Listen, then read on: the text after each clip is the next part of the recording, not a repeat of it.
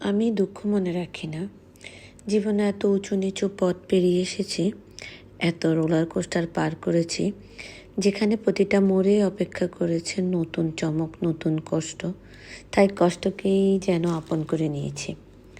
তার মাঝে ভালো থাকার অভ্যাস হয়ে গেছে। ভালো থাকতে জানতে হয়।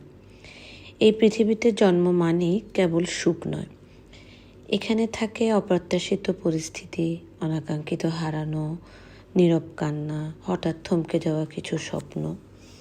তবু আমি শিখেছি সব কিছুর ঊর্ধ্বে ভালো থাকতে হয়। নিজের জন্য, সন্তানের জন্য, এই একমাত্র জীবনকে ভালোবাসার জন্য। দুঃখ জমিয়ে রাখলে জীবন থেমে যায়, আর আমি থেমে যাওয়ার মানুষ নই।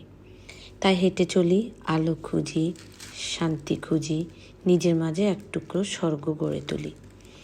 আমি দুঃখকে মনে রাখি না, আমি শুধু মনে রাখি জীবনকে ভালোবাসতে হয়।